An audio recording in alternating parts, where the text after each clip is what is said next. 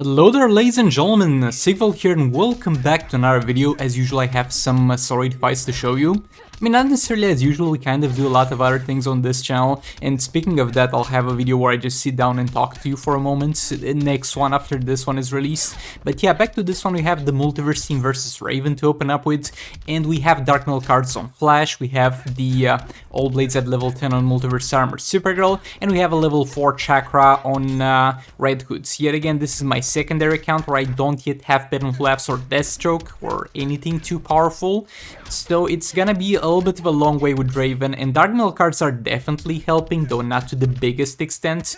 Though I have seen people that literally one-shot Raven with like Manta plus Raven because of Dark Metal cards on Manta, though yet again, that's a 7-star Manta, at least 6-star Raven, high-level Dark Metal cards, and most likely maxed out, specifically artifacts, and while that feat is amazing, it's not something we can accomplish on this account, and neither on the main account. On the main account it will be far easier to get through this, but on secondary we just have to make the best of what we have, and that's pretty much what this account has always been about. So let's see how much we can get first of all out of the Multiverse team.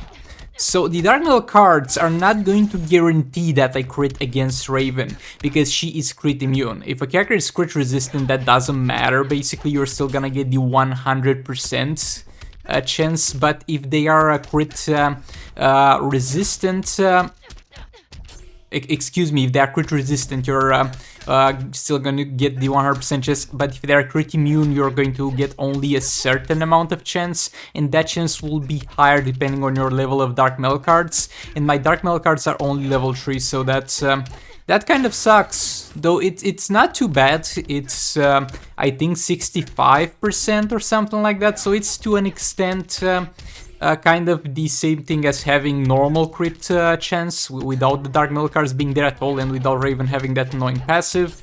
Special tree in there, gonna block that, flashback in there, combo interrupt again, Multiverse Armor Supergirl back in, special tree.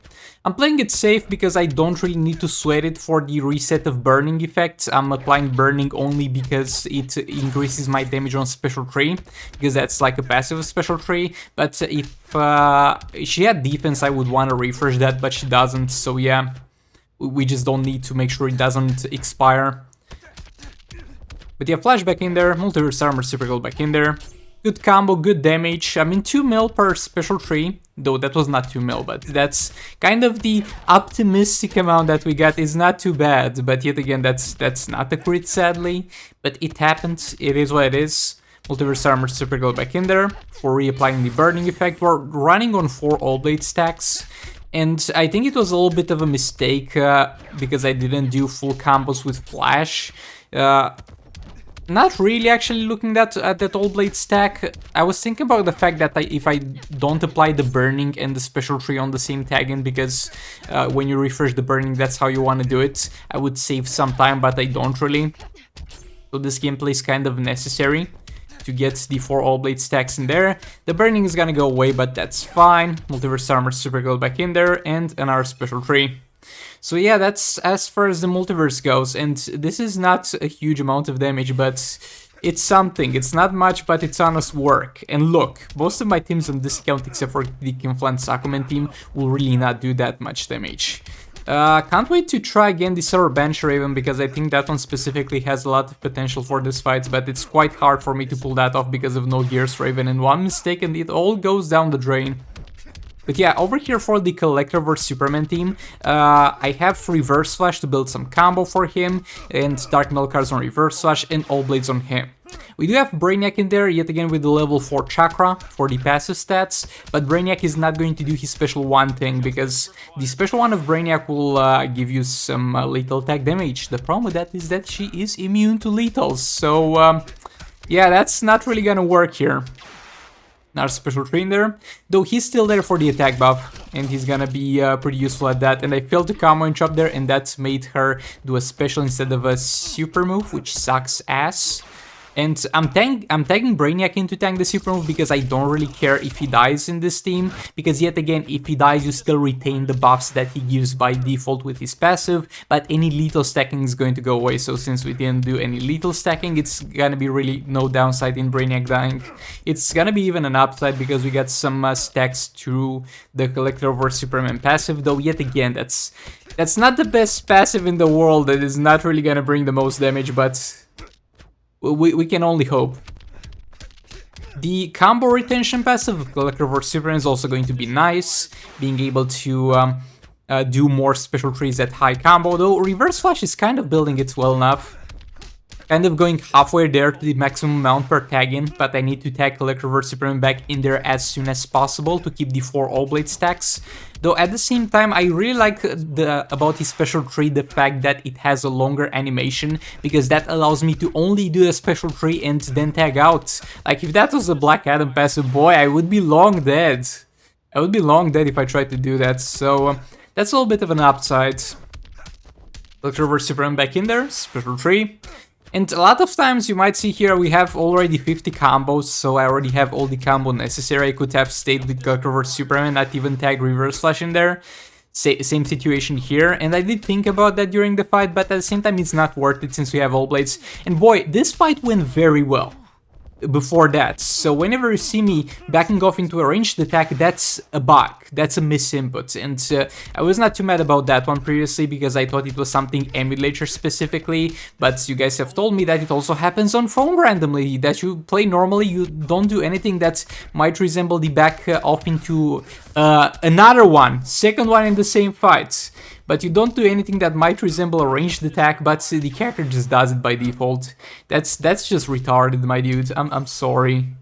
But yeah, that's the Collector over Superman.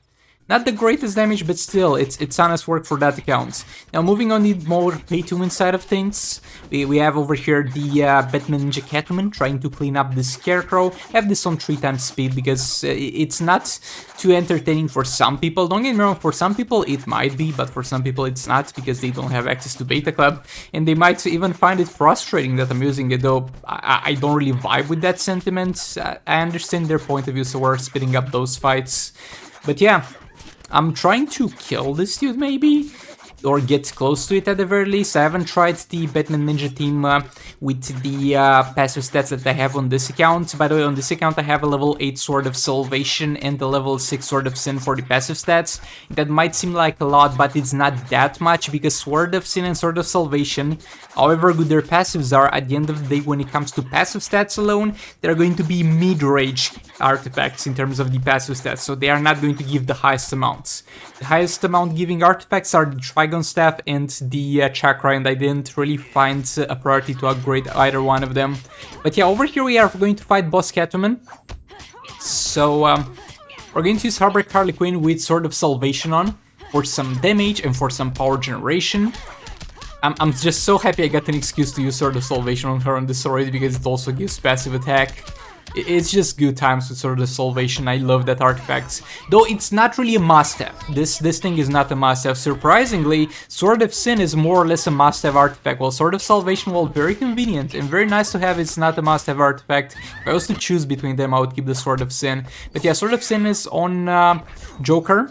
And we have the level 1 Trigon Staff on EPI. We want to get Joker killed. We have him for the passive to increase the dot of Harley. To be honest with you guys, I'm not 100% sure if his passive is still active if he dies. I'm not 100% sure on that one.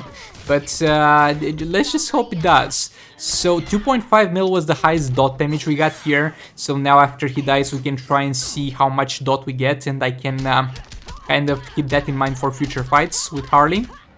Though we need to take a look at values that are with her having no power, because the Sword of Salvation is going to increase my damage depending on how much power the enemy has. Okay, so special 2 in there. Swipe right, tap 2 times, swipe right. And yeah, that was not really a good benchmark there. Yet again, I can't really tell if damage was too heavily decreased after Joker died, because we haven't gotten to hit her while she was at 0 power. Not sure we'll really get the chance to do that. Yeah, that special tree was meant for EPI, not for Harley. And this will waste a bunch of time, but yeah, over here it's going to be no energy hitting her. And we got just one hit in there, my dudes. Yeah, I think the Joker passive is still active, to be fair. Though, let me know in the comments if anybody has tested that and you think I'm wrong on that one. And thank you in advance, I guess.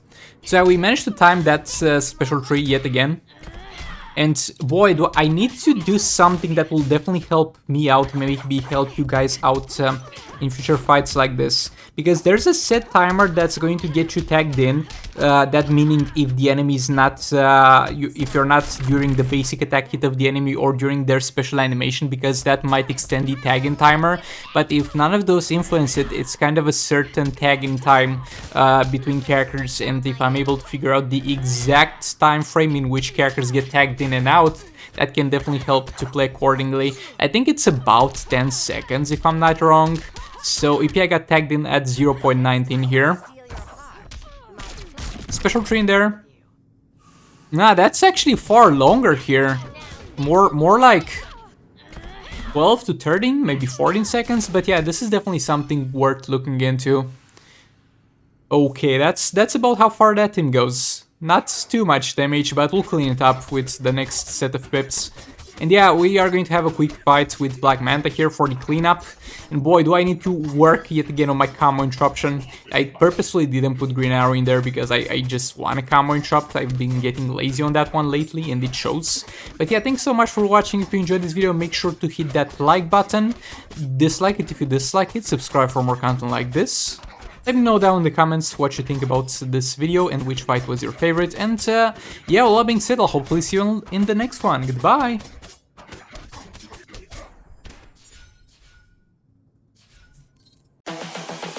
This is the future.